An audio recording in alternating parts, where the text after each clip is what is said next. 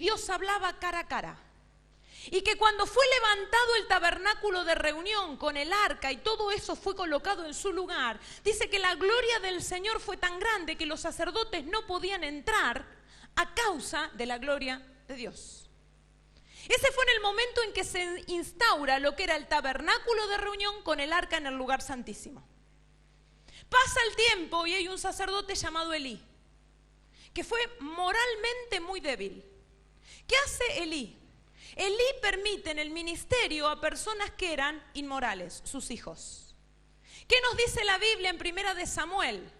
De que sus hijos robaban de las ofrendas y se acostaban con las mujeres que cuidaban a las puertas del tabernáculo. Entonces un profeta viene y le dice a Elí de que a causa de que él no honró a Dios, o mejor dicho, honró más a sus hijos que a Dios, todas las bendiciones iban a ser transformadas en maldiciones. Y le dice, yo dije que tú y tu casa, tu descendencia me serviría, pero nunca tal haga, porque yo honraré a los que me honran, pero los que me desprecian serán tenidos en poco. ¿Y sabe lo más triste? Que no se ve de Elí una respuesta. Elí no dice nada. Frente a la forma en que el profeta le está hablando del futuro y de sus generaciones, no hace nada Elí. Pasa el tiempo y Dios, que es tan misericordioso, vuelve a hablar. ¿A quién le habla? A un jovencito que estaba sirviendo ahí en el templo llamado Samuel. Y le dice lo que iba a pasar a Elí. ¿Sabe por qué? Porque Dios quería que Elí se arrepintiera, que Elí lo buscara, que Elí pusiera la casa en orden, como quiere sobre nosotros, que empecemos a poner nuestra casa en orden. Mire, yo estoy orando, anhelando y deseando el avivamiento más grande que la historia de la Argentina ha visto. ¿Cuántas se animan a pensar conmigo que el mejor avivamiento todavía no ha venido, no ha llegado? Pero uno, como el siervo, puede olerlo en el aire. El Señor se está acercando, el Señor se está acercando. ¿Y cómo lo sé, Silvia? ¿Porque hay más júbilo en la reunión? No, porque cuando el Espíritu Santo se comienza a acercar, cuando la presencia del Señor se empieza a acercar, vos te empezás a mirar y vas a empezar a ver cosas por corregir. Vas a ver cosas que vas a decir, esto no puede estar más en mi vida. Yo anhelo tu presencia, yo anhelo tu santidad, yo anhelo tu revolución, anhelo tu transformación, anhelo tu vida, Señor. Para eso hay que despojarse de lo viejo, de lo que está mal. Y yo, al dar esta palabra, me pongo en el lugar del Señor. Cuando le habló a Elí, le habló la primera vez esperando una respuesta de su siervo. Tal vez esta palabra que yo te estoy dando, ya alguien te la dio hace un tiempo y te dijo, Dios se está acercando a tu vida, Dios tiene propósito en tu vida, Dios quiere llevarte a otra dimensión espiritual, Dios quiere darte más, ya alguien te lo dijo, pero no hiciste los cambios que el Espíritu Santo te mostró. A veces son cambios drásticos, fuertes, pero a veces son cambios sutiles. ¿Cómo estás en la búsqueda del Señor cada día? Ay, Silvia, no sabes. Tengo un bebé que llora toda la noche. De las 6 a las 8 es el único horario que puedo dormir. Y me levanto cuando tengo que llevar los chicos al colegio, así. Y bueno, el Señor sabe. ¿Cuánto hace que no tenés tu tiempo, no devocional? Yo quiero que salgas del tiempo devocional, tiempo de búsqueda. ¿Nos cuesta? A todos nos cuesta. ¿Saben que hay una guerra espiritual para que no busques al Señor? Te va a pasar que en el tiempo que dispones para buscar al Señor, el celular suena cada ratito. Hola. El chico que durmió toda la noche se te despierta. La vecina que nunca te pide nada te toca el timbre. Y si nada de eso pasa, vas a tener los bostezos más grandes de tu vida cuando estés buscando del Señor. Y no terminas más de bostezar. Hay una verdadera guerra espiritual por tu tiempo de comunión con el Señor. Pero hoy podés tomar la decisión, Silvia, desde acá salgo y dedico 1 hora al Señor para buscarlo. Si nunca le buscaste media hora, pero decís media hora de mi día va a ser para el Señor. Y yo te aconsejo que sea la primera hora de la mañana, aunque te tengas que levantar un ratito antes para ir a trabajar. Porque si lo haces, eso va a ser sacrificio. Y le vas a decir al Señor, no te doy de lo que me sobra, te doy de lo que me falta. Esto quiero que sea una ofrenda a ti, Señor. ¿Saben que Dios tiene sentimientos? Dios es muy sensible. Por eso cuando nosotros en la alabanza le decimos cosas al Señor lindas, a Él le gusta. Cuando nosotros obedecemos, dice el libro de Malaquías, que cuando los que oyen y obedecen al Señor hablan entre sí, Él mira y pide que sus nombres sean anotados en el libro para memoria de ellos.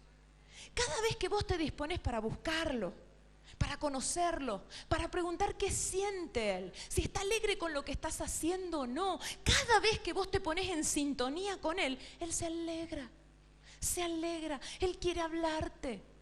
¿Hablarte de qué? De su palabra, de los planes que tiene. A Él le encanta hablar con los hijos que tiene, con sus hijos.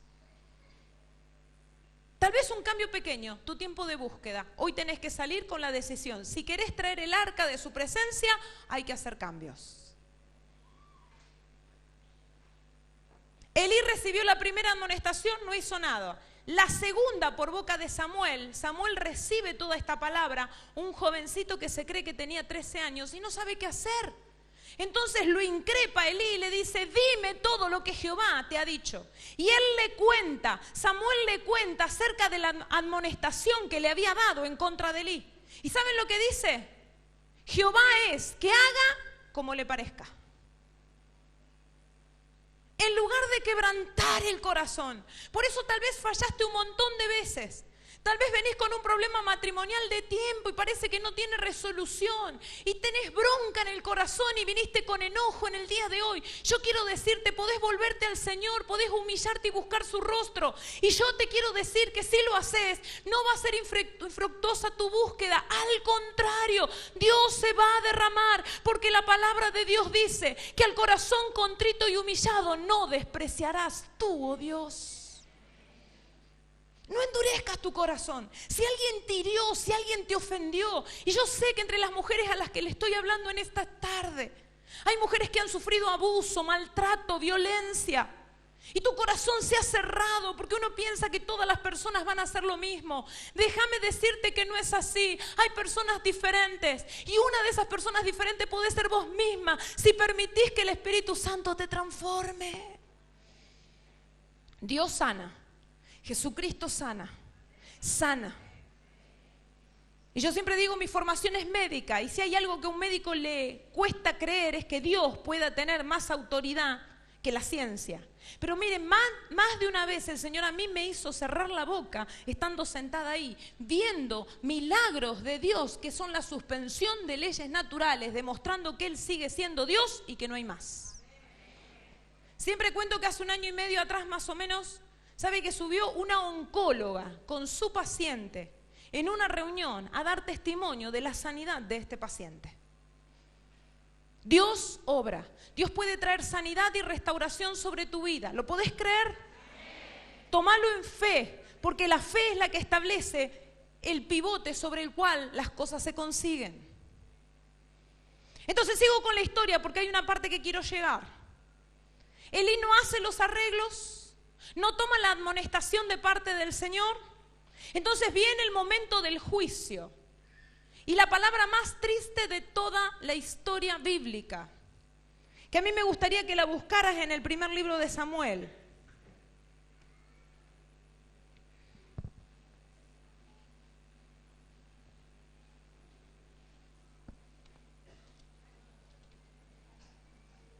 Capítulo 4. Yo te voy a decir, es el verso 21, pero no vamos a leerlo ahora. Te voy a contar la historia para llegar a ese versículo. Llega el momento del juicio. La presencia de Dios, el arca de la presencia de Dios, algunos lo toman como amuleto. Como algunos a veces toman como amuleto el nombre del Señor. Usted no puede usar el nombre de Jesús si usted no guarda relación con el Señor Jesús. Porque los hijos de Seba, en el Nuevo Testamento, dice que quisieron hacer exorcismo. ¿Y qué le dice el demonio? A Pablo conozco, a Jesús conozco, pero a ustedes no los conozco. Entonces Entonces, ¿qué hacen? Están los filisteos luchando con el pueblo de Israel y a un iluminado se le ocurre, vayamos a traer el arca, porque el arca de la presencia nos va a dar a nosotros la victoria. Y el arca, aunque es símbolo de la presencia, tenemos que entender todas las que estamos aquí, que traer el arca de la presencia de Dios a la iglesia, traer el arca de la presencia de Dios al hogar, traer el arca de Dios a la presencia en tu vida, tiene un costo más alto de lo que nosotros podemos imaginar. Es algo serio buscar la presencia del Señor, es algo serio.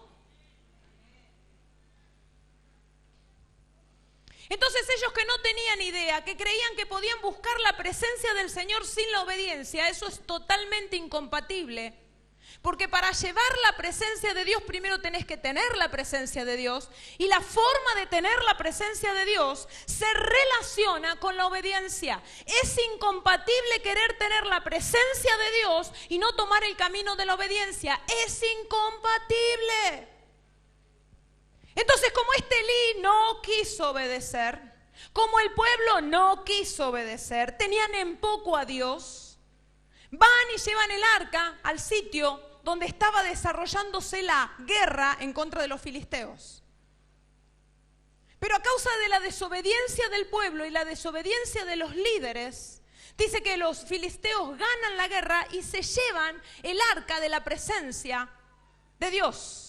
Y la colocan en un templo pagano del dios Dagón. Y dice que la mañana siguiente Dagón está caído. Entonces los adoradores de Dagón, que pusieron el arca de la presencia del Señor en el templo del dios Dagón, la levantan a la estatua. Pero la mañana siguiente no solo que estaba caída, sino que no tenía cabeza ni tenía manos. Y que desde el momento en que el arca de la presencia de Dios estuvo en Filistea, donde el arca estaba, había estragos. Tumores, muertes, pestes. Entonces la llevaban de una ciudad a otra. Y después, claro, se corrió la noticia. Entonces cuando los filisteos estaban en una ciudad y decían, llevan el arca de la presencia. No, acá que no la traigan, que no la traigan. Eso es muerte, es muerte.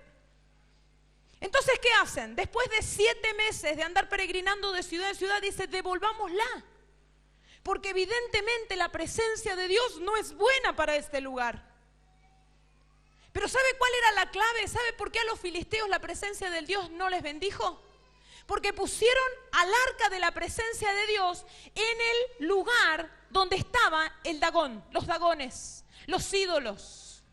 Muchas veces a personas que vienen a la iglesia, tal vez le ha pasado a usted o ha escuchado, si ha discipulado a alguien, que viene y te dice, desde que vengo a la iglesia todo me sale mal. ¿Escuchaste alguna vez? Desde que vengo a la iglesia, parece que acollarado como sandía vienen los problemas. Entonces a veces nosotros decimos la guerra espiritual, el diablo no quiere soltar tu vida, tu familia. Mire, yo le voy a dar algo como una estrategia para que usted pregunte. Pregúntele a esa persona que se ha llevado a este nuevo Dios, todo entre comillas y con mucho respeto, que lo ha llevado a su casa, si en su casa no tiene dagones, si en su casa no hay ídolos. A veces no tenemos ídolos de yeso, pero hay ídolos en nuestra casa. Si usted coloca la presencia de Dios y no le da la preeminencia, si usted no le da el primer lugar a Dios, los dagones van a hacer de que usted pierda la bendición. Porque Dios es un Dios celoso. ¿Cuáles son los dagones de tu vida? ¿Cuáles son los ídolos de tu vida? Para algunas personas el ídolo de su vida es su trabajo. Es su profesión, es su estudio. ¿Y cómo te das cuenta que ese es el dagón, es el ídolo? Porque le pedís algo para el Señor y nunca tiene tiempo. No tengo tiempo. No tengo tiempo. Para el Señor nunca hay tiempo y para otras cosas sí hay tiempo. Es hora de invertir las prioridades. Si queremos que la presencia de Dios nos bendiga, Dios tiene que estar en el primer lugar. Vamos con algo práctico. Nosotros hace un tiempo que lo hacemos con mi esposo. Antes de poner un pie en el piso, no como legalismo, sino como honra, hace tu primera alabanza. Señor, tu primera alabanza. Señor, gracias por este día. Gracias porque me cuidaste en la noche. Señor, te bendigo. ¿Alguna palabra de gratitud? La primera oración de ese día para el Señor. Los primeros minutos para el Señor. Ponelo en primer lugar cada día. Porque si uno lo pone al Señor en primer lugar, yo te puedo asegurar que el resto queda bendecido. Es lo que la palabra dice, que si uno ofrenda el primer pan horneado, el resto de la masa queda bendecida. ¿Cuántos están recibiendo esta palabra? Si queremos que la presencia de Dios nos bendiga, tiene que estar en primer lugar. No tiene que haber otros dioses. Y yo sé que acá no hay hombres, pero sabe que uno de los dioses o ídolos, o hay pocos hombres atrás, de los ídolos que hoy día nosotros en el ámbito de la sexualidad, porque llevamos adelante un ministerio que se llama Restauración Sexual, yo mañana les voy a contar un poquitito más, pero uno de los ídolos tiene que ver con el consumo de pornografía. La pornografía se transforma para muchos en un ídolo. ¿Por qué? Porque el tiempo que le dedicarían a la familia, al cónyuge, a los hijos, a servir al Señor o a dormir, se lo dedican a esas imágenes. Claro, no es de yeso, no es un santo, no es una virgen, pero te está robando las prioridades de tu vida. Si uno sigue con eso y quiere traer la presencia del Señor, no vas a tener bendición. Te va a pasar como los filisteos. Entonces, ¿qué hacen los filisteos? En lugar de cambiar, dicen, no nos conviene tener el arca. Como mucha gente dice, desde que empecé a ir a la iglesia las cosas no me funcionan, mejor dejo la iglesia. ¿No se te ocurrió mejor dejar las otras cosas para que la presencia del Dios Todopoderoso te bendiga? Y la devuelven. Y cuando la devuelven, llega unas vacas, van llevando el carro, los filisteos ponen el arca de la presencia sobre un carro nuevo, y van hasta una ciudad. Dice que eran casi 20 kilómetros desde el lugar de los filisteos hasta Bet-Semes, que es una aldea israelitas. Era una aldea de levitas. Pero la irreverencia del pueblo de Dios en ese tiempo era tan grande que los hombres osan mirar dentro del lugar santísimo, del arca. Y dice que Dios desata también sobre ellos una peste. Y mueren muchos hombres de ese lugar. Entonces, claro, nadie quería tener el arca de la presencia. Entonces se encuentran a un tal Abinadab, que recibe el arca en su casa, y durante los próximos 20 años Abinadab va a tener el arca en su casa.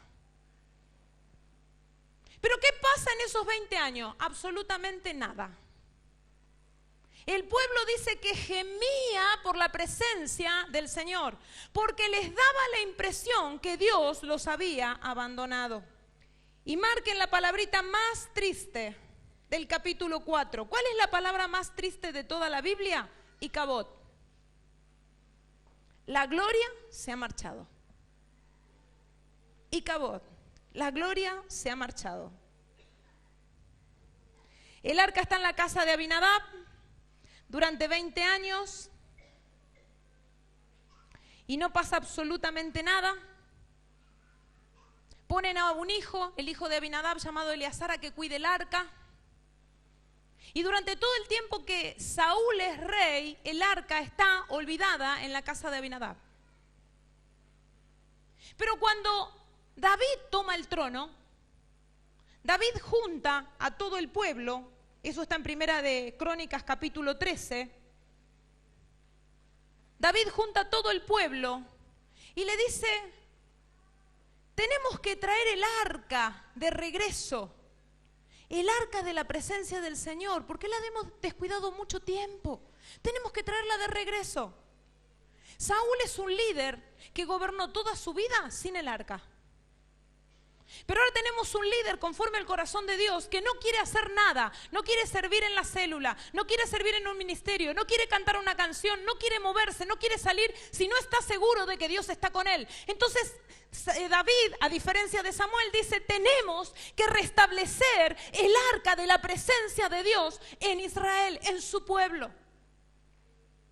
¿Y qué hace? Hace lo que hicieron los filisteos. Busca un carro nuevo, va a la casa de Abinadab y dice que cuando están transportando el arca de la presencia de Dios, los bueyes tropiezan y el arca se está por caer, y un Usa, que es el hijo de Abinadab, toca el arca y automáticamente un rayo lo partió por la mitad. Fue tan llamativa la intervención de Dios ante la irreverencia de Usa, que David dijo, no quiero llevar el arca a mi casa, no quiero llevar el arca. Esto de traer la presencia de Dios es algo serio. Está muriendo gente. Usa se murió. Y la Biblia no lo dice, pero si ustedes ven los pasajes paralelos y tratan de meterse dentro de lo que sería el ambiente, dice que en lugar de llevar el arca de la presencia después de lo que pasa con Usa, a Jerusalén la llevan a casa de Obed-edom. ¿Y qué pasa en la casa de Obed-edom? Estuvo 3 meses el arca de la presencia. Pero debe haber una diferencia muy grande entre este primer hombre, Obed-edom actual, y Abinadab. ¿Por qué? Porque dice que en 3 meses Dios bendijo tanto la casa de Obed-edom que hasta el rey David se enteró y vino a buscar el arca para llevarla a Israel.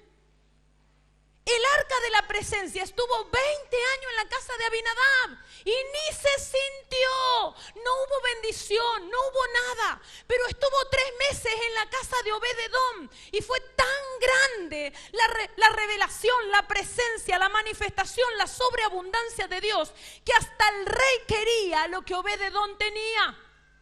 ¿Qué habrá tenido Obed-edom que Abinadab no tuvo? ¿Saben lo que no tuvo Obed-edom? Lo que no tuvo Abinadab, el primero.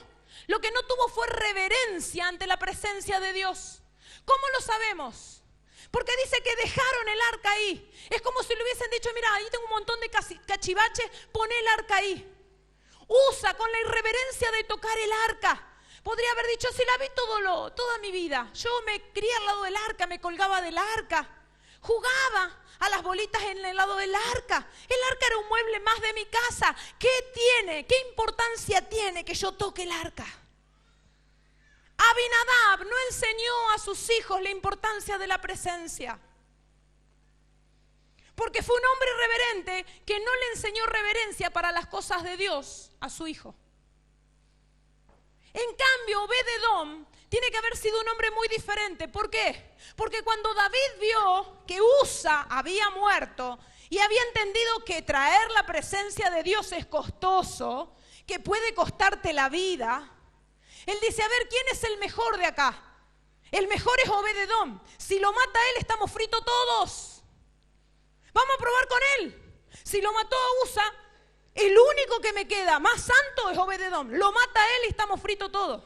Entonces lo probó y le llevó el arca de la presencia de Dios a la casa de Obed-edom.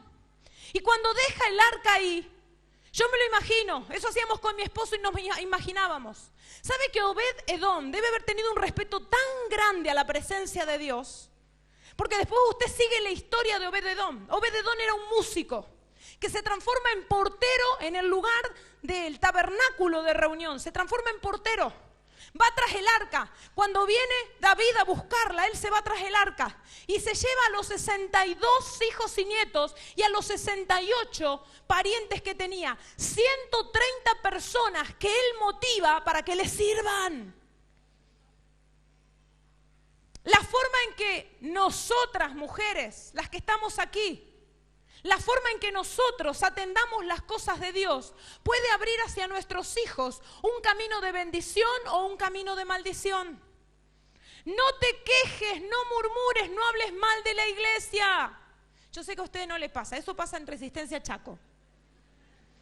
¿Viste la fulanita? Pasó y no me saludó. Mordete la lengua pero no hables. ¿Por qué? Por temor a la presencia.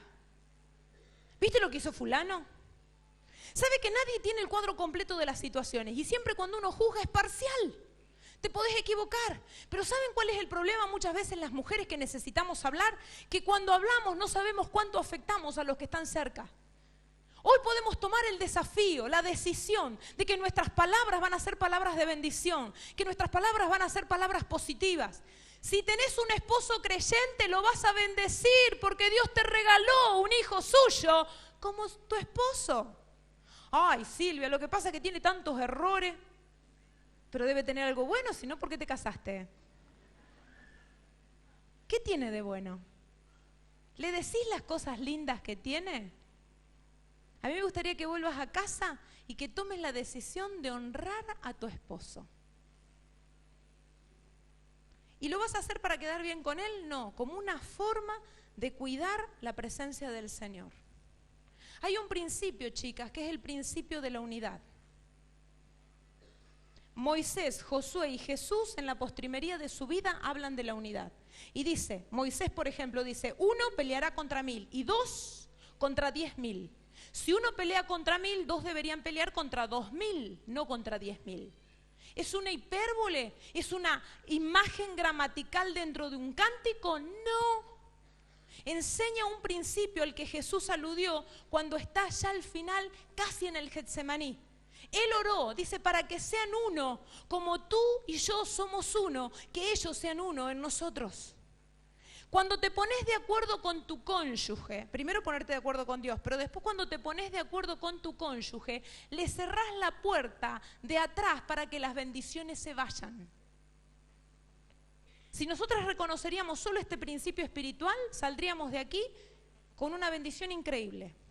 Yo no sé si has visto familias que todo el tiempo le están pidiendo bendiciones a Dios, reciben esas bendiciones pero se van por la puerta de atrás.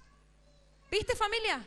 Que las bendiciones no se quedan, no son prosperados. Reciben un auto y después el auto lo chocan, le pasa esto, le pasa al otro. Reciben una casa y siempre problemas. Y uno dice, ¿cuándo la bendición te va a bendecir? ¿Cuándo la bendición te va a prosperar? ¿Por qué las bendiciones entran y se van?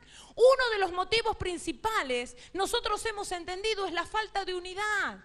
La falta de unidad. Por eso si te pones de acuerdo con tu esposo, si te pones de acuerdo con tu marido, en cómo van a administrar las cosas, en orar juntos, ponerse de acuerdo. Le cerrás la puerta al enemigo para que las bendiciones se te vayan. Volvé a casa y si tenés un marido creyente, empezar a hacer la lista de todas las cosas lindas que tiene. Viejo, tu sonrisa me gusta. Tal vez tiene olor a ajo en el aliento, pero no importa, la sonrisa está buena.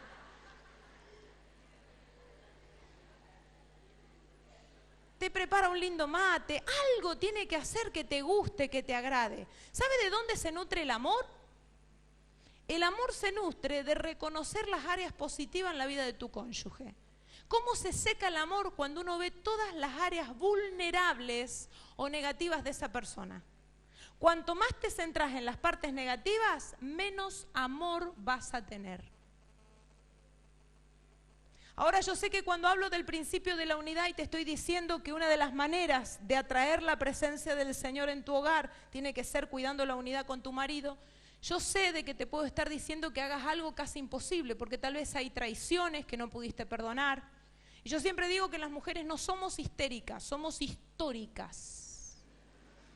Porque tenemos memoria emocional, nos acordamos de todo lo malo que nos han hecho, ¿sí o no? Si hoy el área que vos tenés que rendir delante del Señor es el perdón, hacelo. Pero te tenés que ir de aquí decidida a tener el arca de la presencia del Señor en tu vida. De darle lugar al Espíritu Santo para que de aquí la bendición que llevas bendiga a tu marido, a tus hijos, a tus nietos, a tus bisnietos y a tus tataranietos. ¿Cuántos reciben esta palabra?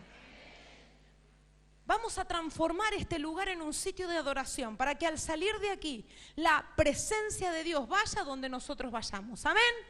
El principio del movimiento el cual Dios le dio a Josué, la ley del movimiento. Pero ese es otro tema. Volvemos otra vez a la presencia.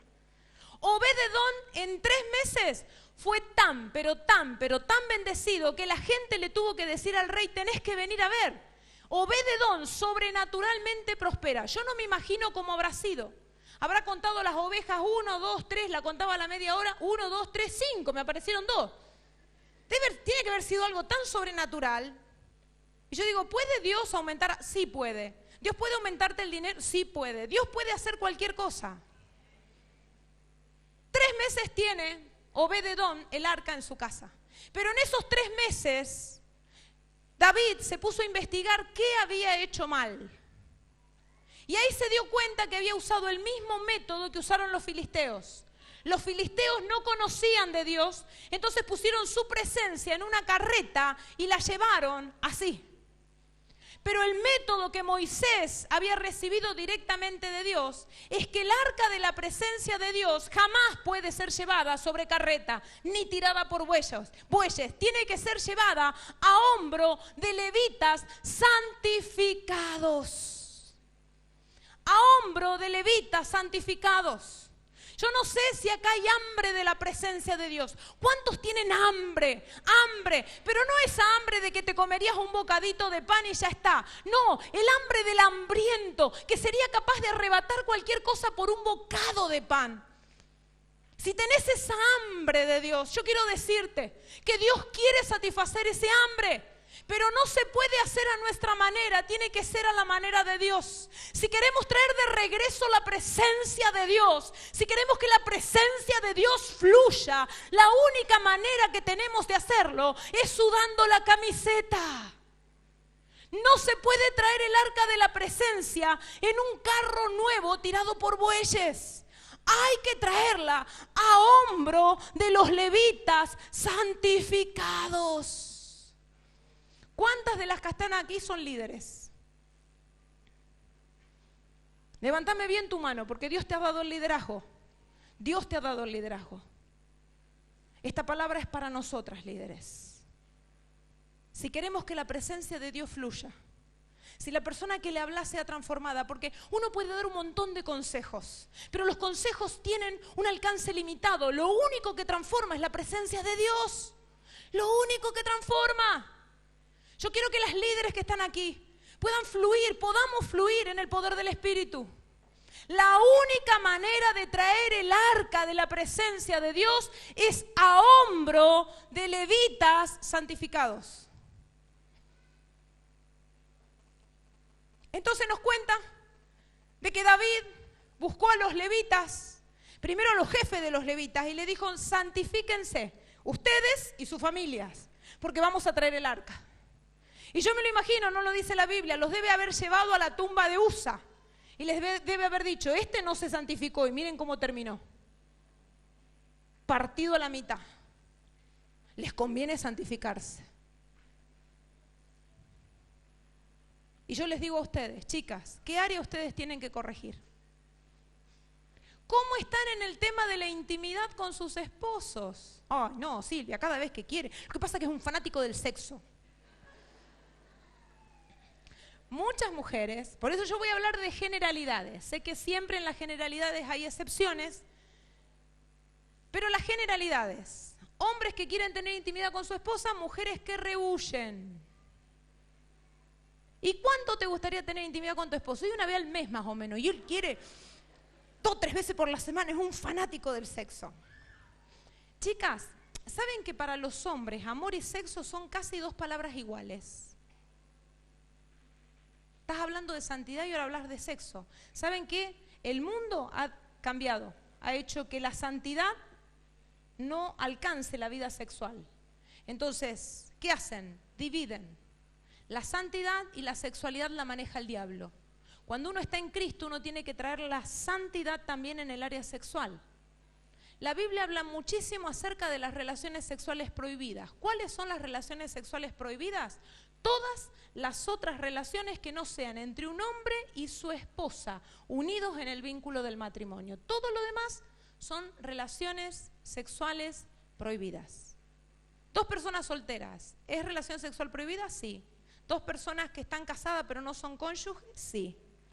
Que una sea soltera y la otra casada, también relaciones sexuales prohibidas. Que los 2 sean hombres o que las 2 sean mujeres, también son relaciones sexuales prohibidas.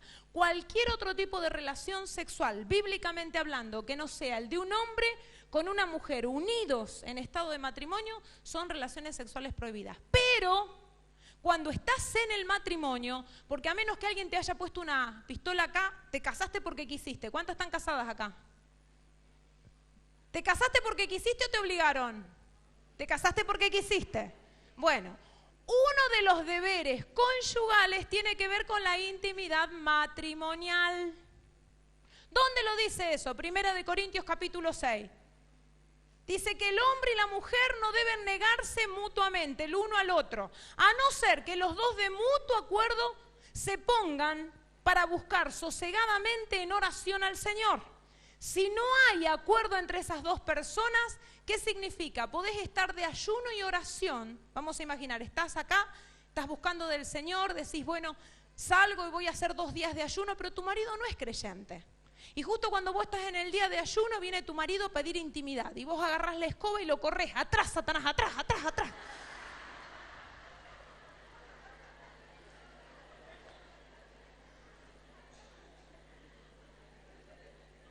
Porque tenemos la idea de que si tenemos intimidad con nuestro cónyuge, la paloma se va y viaja el cuervo. La única relación sexual permitida es la de un hombre y su mujer cuando están unidos en matrimonio. ¿Por qué? Porque Génesis 2:24 nos indica que Dios instituyó el matrimonio y determinó que la intimidad marital fuera la forma de sellar esa unión. Dice el pasaje bíblico en la Reina Valera: por tanto dejará el hombre a su padre y a su madre y se unirá a su mujer y los dos serán una sola carne. Por ende, si sumamos eso al pasaje de Pablo en Corintios, Primera de Corintios, capítulo 6 y 7, que habla acerca del tema sexual, podemos llegar a la conclusión que no deberíamos negarnos las mujeres a tener intimidad. Ningún amén. Ya entendí.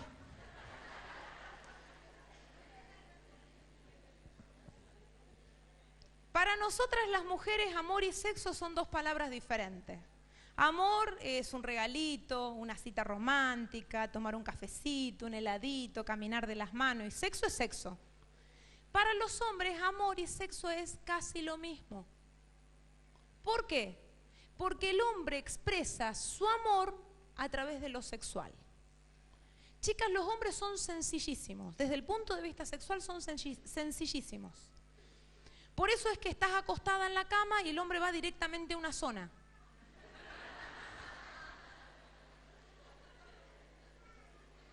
Ellos creen que nosotras somos iguales que ellos. El hombre es sencillo, todo tiene concentrado en una zona. ¿Cuál es? Generalmente decimos la mente, hermana, los ojos, nosotros siempre espiritualizamos, pero yo les digo, todo está concentrado en una sola parte que es en la entrepierna, ahí está todo concentrado. Los hombres son muy sencillos. Como ellos creen que nosotras somos iguales, ¿qué pasa? Vamos a imaginar. A la mañana te levantaste, tu marido, una discusión tonta, unas palabritas ahí porque dijiste blanco, él entendió negro, vos te enojaste. 2 gritos así, pero él salió y pegó un portazo que te movió todos los vidrios de la casa, ¿no? Ese hombre, porque la mayoría de los hombres no son rencorosos, para las 10 de la mañana se olvidó lo que pasó. ¿Pero qué nos pasa a nosotras? Te crece la yugular, ¿verdad? A las 5 o 6 de la tarde, cuando viene tu marido del trabajo, él ni se acuerda de lo que pasó a la mañana. Le preparas la cena, toma unos mates, preparan la cena, se va a dormir. Y después, cuando vos ya terminaste de lavar los platos, todo, vas a la alcoba matrimonial y está esperándote él, ¿no? ¿Y qué decimos las mujeres? Claro, ahora te acordás, me querés usar. Y ese pobre cristiano no tiene idea de lo que le estás hablando.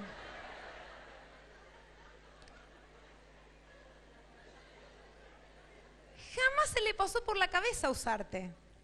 Es la única manera en que él aprendió a expresar el amor, a través de lo sexual.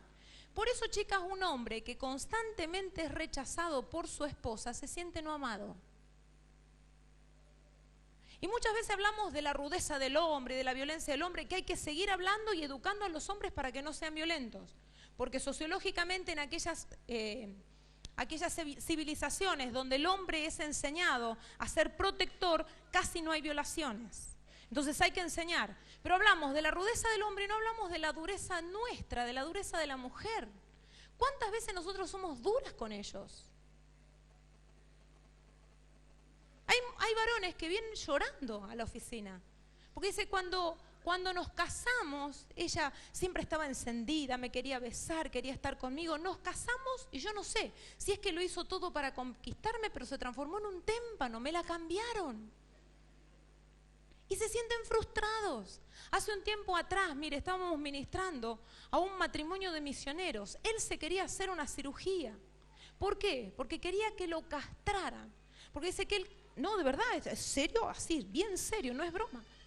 Porque su esposa no quería tener intimidad con él. Entonces dice él, yo me siento tan mal, yo no quiero fallarle al Señor. Pero cada vez que ella me rechaza, a mí me duele tanto. Y una de las últimas veces, ya hacía meses que no tenían intimidad, personas jóvenes. Ella le dijo que podría vivir sin sexo. ¿Saben que muchas veces nosotros creemos que la santidad y lo sexual no se relacionan? Y está mal, está mal. Hay que llevar la santidad también a la intimidad.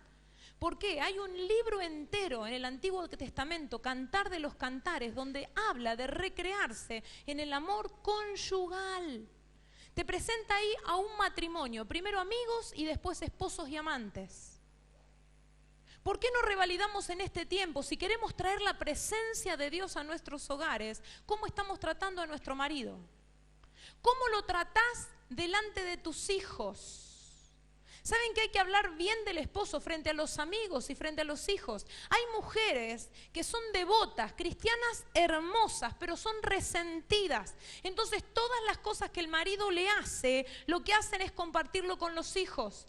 Y de esa manera tergiversan la imagen del hombre, del varón, del papá sobre la próxima generación. No hagas eso por amor del Señor. Cambia esa estrategia. Si tenés algo que resolver con tu marido, resolverlo. Si no podés, acudí a un consejero, pero no uses a tus hijos como un escudo en los problemas de la relación marital. ¡Basta ya! ¿Cuántos quieren tener hijos seguros y triunfadores? ¿Querés en realidad? Yo te voy a dar una clave que está totalmente comprobada. Cuando mamá y papá se quieren y se lo demuestran, o sea, mamá le da un beso a papá, papá viene y le abraza a mamá. Cuando en lugar de gritos, enojos, insultos, hay palabras buenas, está demostrado que mejora la autoestima de los niños. ¿Por qué? Porque ese niño que tal vez ve que mamá y papá se dan un beso y dice, ¡ah, qué asco! Como hacen los chicos. Porque viste cuando mamá y papá, ¡ah, qué asco! Ese niñito sabe que mamá y papá se quieren, que no se van a separar, que él no va a vivir el dolor como vive su amiguito, que mamá y papá se están separando. Él sabe que en la casa hay estabilidad. Por eso cada vez que vos amás a tu cónyuge, cada vez que tenés un gesto de amor hacia tu esposo, sin querer, pero hoy entendiéndolo va a ser sin querer queriendo, tenés que darte cuenta que estás bendiciendo a tus propios hijos. Estás criando hombres y mujeres que van a ser triunfadores, que le van a meter garra a la vida, que van a ir más lejos, que van a cumplir el 100% del propósito por el que Dios los ha diseñado. Amén. Por eso yo te aconsejo, entre todo esto que estamos viendo, si tu área viene por la parte íntima, que hasta ahora lo has visto con malos ojos, vamos a santificar en el nombre del Señor Jesús el área sexual. Hay que cerrar la puerta al pecado sexual, pero hay que abrirlo a la sanidad sexual de Dios. Dios quiere que la pareja, que el matrimonio entre un hombre y una mujer disfruten de la intimidad sexual, que sea un sitio de deleite, que se recreen uno en los brazos del otro. Por eso sería muy bueno, no sé si nunca lo hiciste, pero volvé a casa y habla de este tema con tu marido. Decirle, estuve en una charla, yo quiero que la presencia del Señor habite acá. Te pido perdón si te he faltado el respeto. Trataré de ser una mejor esposa. Querido, vamos a santificar el vínculo sexual. Vamos a arrodillarnos al lado de la cama y le vamos a dar gracias a Dios por esto tan lindo que Él ha creado. Este secreto entre nosotros dos. Porque ¿saben qué, queridas mujeres? Lo sexual es una de las últimas funciones que se pierden en el proceso de envejecimiento. O sea, si Dios les da vida, van a estar con su viejito y van a poder tener intimidad hasta los 80, 85, 90 o 100 años. Más vale que empiecen a dar gracias.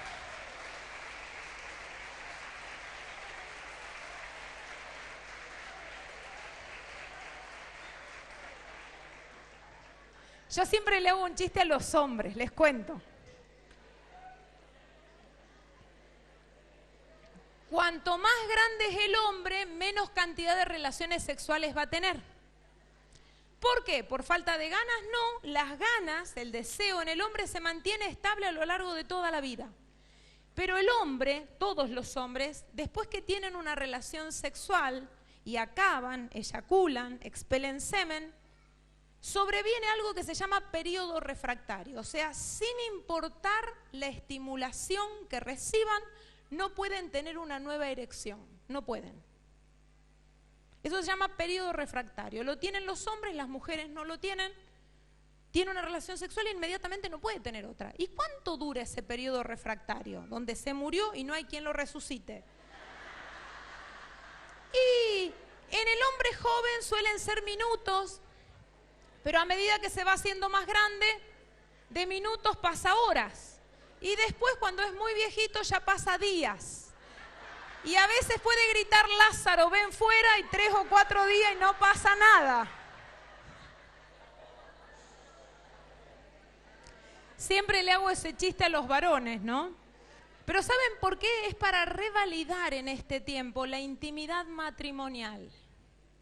Cuando hablamos de santidad, uno siempre piensa en pecados, pero podemos cometer pecados por comisión, actos que son malos y los hacemos.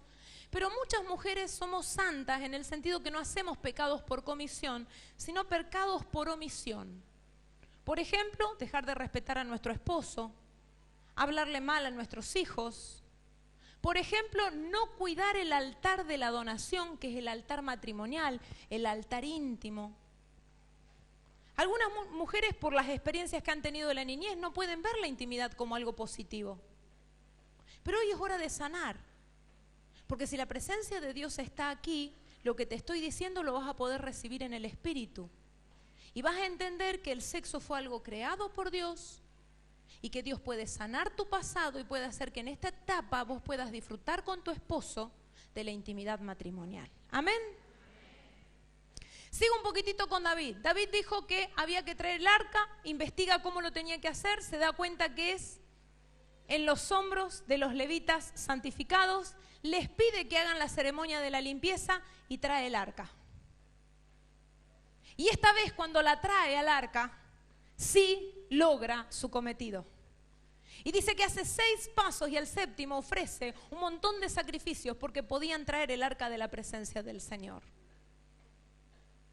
Un hombre que se animó a traer el arca de la presencia de Dios restableció la presencia de Dios para toda una nación.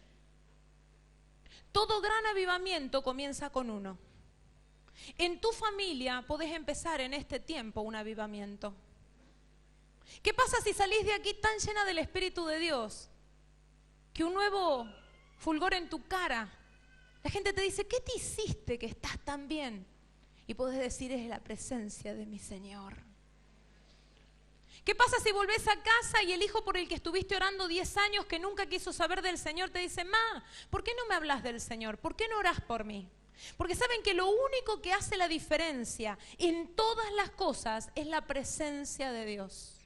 Pero, ¿dónde está el arca de la presencia de Dios hoy? Hoy el arca de la presencia de Dios está en la iglesia, en nosotros. La palabra dice que somos templo del Espíritu Santo, pero ¿saben cuál es nuestro pecado? Estar tan familiarizado con las cosas de Dios que perdemos de vista lo importante que es Dios, la honra que merece Dios, el cuidado de las cosas santas. Por eso yo quiero que hoy levantemos la expectativa que tenemos y que nos animemos a partir de hoy a darle al Señor un sitio de honra, a restablecer el arca de su presencia en nuestra vida. Es preguntarle, Señor, ¿lo que hago te agrada? ¿Hay alguna manera mejor de servirte?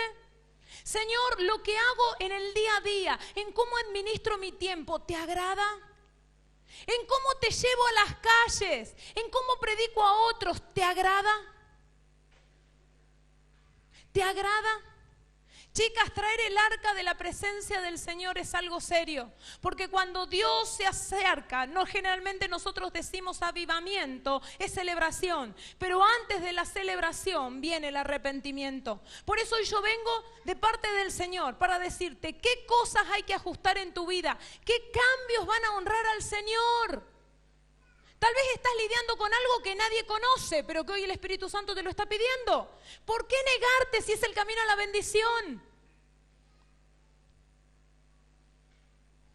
¿Por qué negarte si es el camino a la bendición?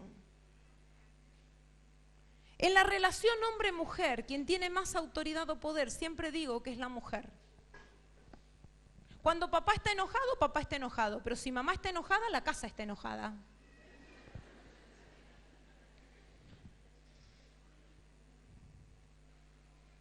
¿Sabe lo que significa una mujer llena del Espíritu Santo? Un cambio en el aire del hogar. Un cambio en el aire del hogar. Un cambio en la realidad de tu hogar. Un cambio en el destino de tus hijos. Una mujer llena del Espíritu Santo. Llena del Espíritu Santo. Por eso, si queremos la llenura de Dios, hagámosle más lugar. ¿Cómo lo hacemos? Dejando cosas que no convienen. La pereza en el servicio a desgano, el trabajo a reglamento, todo hagámoslo de la mejor manera y en excelencia como una forma de honrarle al Señor. Y si Él nos llena con su presencia, chicas, salimos de acá y transformamos lo que tocamos, porque Él va con nosotros. ¿Cuántos reciben esta palabra? Filipenses 2:17 dice, ustedes sirven y honran al Señor. Y su servicio es como una ofrenda. ¿Cuántas dejaron de servir al Señor en este tiempo? Y hoy le dicen, Señor, quiero estar disponible otra vez. Gloria a Dios. ¿Cuántas le quieren decir al Espíritu Santo que Él tome su vida? Que Él trate con los dolores. Tal vez tenés malos pensamientos. Tal vez tenés angustia de tiempo. ¿Por qué no permitirle al Señor que Él hoy haga la obra? Yo no tengo ningún poder, pero yo conozco a quien sí puede hacerlo. Y Él está presente en este lugar. Aquellas valientes que se animen y le quieran decir, Señor, hoy quiero que me transformes. Yo quiero recibirte en plenitud. Quiero servirte en amor. Quiero vivir para ti. Quiero fluir en ti. No quiero más una vida religiosa, una vida mediocre. Quiero fluir en ti. Quiero llevar tu presencia a todo lugar. Antes de llevarla tenés que ser portadora de su presencia. Tenés que tener su presencia. Hace un tiempo Dios se empezó a acercar a nosotros. Y nosotros llevamos muchos años en el ministerio. Muchos años. Pero llegamos a la conclusión que de todos los años que estamos en el ministerio, nunca habíamos predicado acerca del arca de la presencia.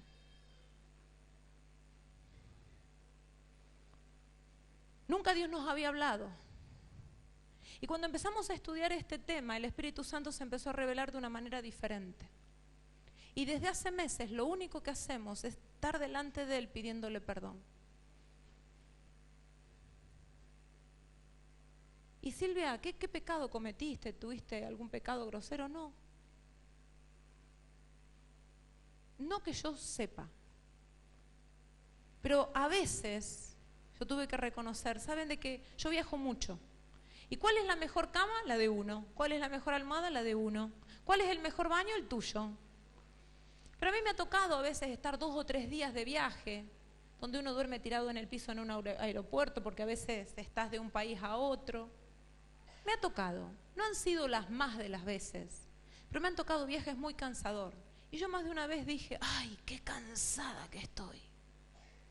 Yo nunca lo vi como una deshonra al Señor, hasta este tiempo. Por ejemplo, en este tiempo, cuando nosotros nos casamos, éramos muy jovencitos, yo tenía 20 años, mi esposo 21. Yo venía de una familia creyente, pero no muy consagrada. ¿Cuál fue el tema de discusión en nuestra familia o entre mis padres? El tema del diezmo. ¿Sabe de lo que estoy hablando? Siempre discutían. Nunca dieron el diezmo. Nunca tampoco se enseñaba en la iglesia. Sí habían dicho que había que darlo, pero no había mucha enseñanza. Igual ninguna de esas son razones. Cuando nosotros nos casamos, José Luis era muy nuevito en el camino del Señor. Y el primer tiempo nosotros no dimos el diezmo. y vivimos muy apretados económicamente. Cuando nos pide el pastor que nos hagamos cargo de un grupito de personas, empezamos a dar el diezmo porque no podíamos ser hipócritas, pero no con gozo, no con alegría. Lo dábamos por testimonio. Yo no sé si eso le pasará a alguien acá. ¿Sabe que después sí, siempre dimos el diezmo? Pero después de mucho tiempo, en este tiempo, hace poco tiempo atrás, el Señor nos dijo que el arrepentimiento nos salda la deuda. ¿Cómo es eso? Nos salda la deuda económica. Entonces, ¿qué hicimos? Averiguamos lo que se ganaba en el tiempo ese actualizado, apartamos el diezmo que correspondería y un 20% como intereses, como retribución. Y el día que nosotros ese dinero lo juntamos y oramos, usted no puede imaginar la paz y la libertad que nosotros sentimos.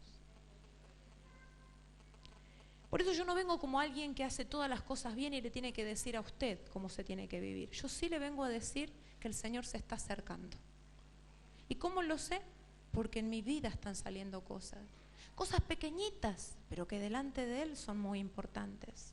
Por ejemplo, yo nunca entendí hasta este tiempo, cuando alguien servía en la iglesia, ¿sabe? Las veces nosotros tenemos movimiento celular, las veces que le decíamos a la gente, hermano, 1 horita en la semana para servir al Señor, ¿cómo no va a poder? Tratando de convencerlo. Esta semana pedimos perdón al Señor porque eso es una deshonra. Dios no es un mendigo para que yo le ande diciendo a la gente, dale 1 horita al Señor. El Señor es mi Señor, mi todopoderoso, el Adonai. Él requiere lo mejor de mi tiempo, lo mejor de mis energías, lo mejor de mi dinero. Él es mi Dios. Entonces, si yo le voy a enseñar a la gente cómo es mi Dios, tengo que enseñar a decirle, no tiene que dar 1 hora, tiene que darle más de 1 hora. Porque si la gente que no lo conoce a Él es capaz de hacer 40 kilómetros detrás de una virgen, ¿cómo usted y yo no le vamos a poder dar un sacrificio a nuestro Señor? Si Él es bueno, si Él es misericordioso, si Él hace tanto por nosotros. Me tuve que arrepentir por decirle a la gente, dele 1 horita a Dios. Me tuve que arrepentir de decirle, bueno, más vale que sirva antes que no sirva. Entonces viene y hace las cosas como quiere. Yo sé que a usted no le pasa. Hermano, bárrame así. No, le voy a barrer de la otra manera. Hermano, es que así no porque levanta polvo. Bueno, más sí, que barra como quiera, total algo hace. ¿Le ha pasado? Hay formas de servir al Señor. Usted sirve al Señor y lo honra cuando se sujeta a las autoridades. Por ejemplo, cuando usted trae cosas a la iglesia, trae muebles, trae zapatos, trae ropa, está muy bien que lo traiga para hacer obras de misericordia, pero nunca jamás como una ofrenda a Dios, porque Dios no es mendigo para que le demos nuestros zapatos usados, nuestra ropa usada. Hágalo para ayudar al prójimo, hágalo por obra de misericordia, pero si usted y yo le vamos a ofrendar algo a Dios, que sea lo mejor, porque Él es Rey de Reyes y Señor de Señores, y si Él va a ser honrado en un lugar, tiene que ser honrado bien, no a nuestra manera, no con lo que nos sobra, con lo mejor, con lo mejor, con lo mejor.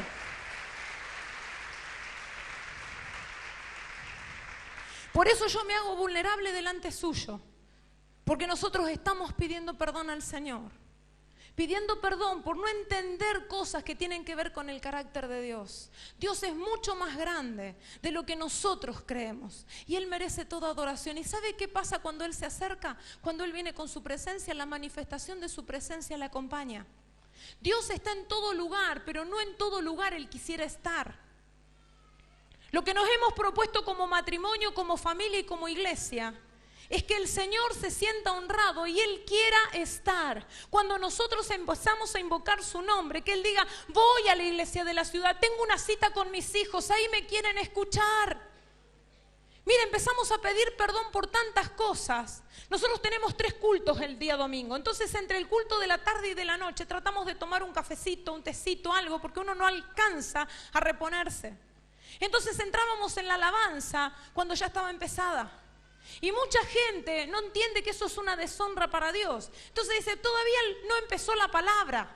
¿Sabe que el culto tiene 2 partes? Una primera parte de alabanza, donde es el tiempo de Dios, donde su pueblo le dice a Él cuán importante Él es. Ese es el tiempo de Dios. Y a veces usted mira en el paneo de la gente y uno bosteza, el otro mira. ¿Qué lugar ocupa el Señor? Yo esto lo aprendí en actos protocolares. Yo ni tenía idea de lo que era el protocolo. Pero cuando empezamos la campaña de Todos contra el Abuso en algunos países, por ejemplo en Panamá fue el primer lugar, el despacho de la primera dama organizó la presentación de la campaña de Todos contra el Abuso. Entonces usted tiene un protocolo que seguir. Ahora dentro de poquito, en junio, vamos a hacer la presentación porque quien escribió a nuestras oficinas fue el presidente de Honduras. Él quiere hacer el lanzamiento oficial de la campaña el 25 de junio en Honduras. Pero cuando usted va a estos actos, son actos protocolares, usted no va ni como quiere, usted tiene que preguntar qué tipo de ropa tiene que llevar, tiene que preguntar a qué hora va a ir y usted tiene que presentarse media hora antes de que empiece. ¿Y quién es la última persona en llegar? La más importante. Cuando llega el presidente, cuando llega el gobernador, se cierran las puertas, custodia de afuera, custodias de adentro, nadie entra, nadie sale. Cuando nosotros nos reunimos a adorar al Señor, ¿quién es el más importante? Jesús. Sin embargo, cuando nos acudimos en cada uno de los cultos, ¿qué pasa? Llegamos a cualquier hora y decimos, bueno, total, llegué para la prédica. La prédica no es para Dios, la prédica es para el pueblo, es para nosotros. Lo que yo estoy enseñando a usted, Dios no está aprendiendo nada. Usted cree, oh, qué interesante lo que Silvia está diciendo. Dios no aprende nada, pero el tiempo de la alabanza y de la adoración es para Él. Por eso yo quiero terminar esta parte, pero yo quiero darle lugar a Él. Yo quiero que usted experimente lo que nosotros estamos experimentando, Dios acercándose. Que usted tome la decisión en esta tarde de decir, no quiero vivir más una religión, no quiero vivir más una mediocridad. Yo quiero que el arca de la presencia del Señor venga a mi vida. Yo quiero la revolución, quiero la alegría, quiero el gozo. Quiero todo eso que promete la palabra, que es la presencia del Espíritu Santo en mi vida, hasta que rebose. Quiero ir y tocar los enfermos y que se sanen. Quiero hablar y que las personas escuchen a Dios hablando. Quiero ir por todo lugar y transformar en el nombre de Jesús mi alrededor. ¿Cuántos quieren esto? La única manera que vamos a poder no es la preparación, no son los títulos, no son los grados académicos, nada de eso te puede dar lo que el Espíritu Santo sí te puede dar. Vamos a honrarlo. A mí me gustaría, si pueden con el teclado, si alguien puede pasar a ministrar.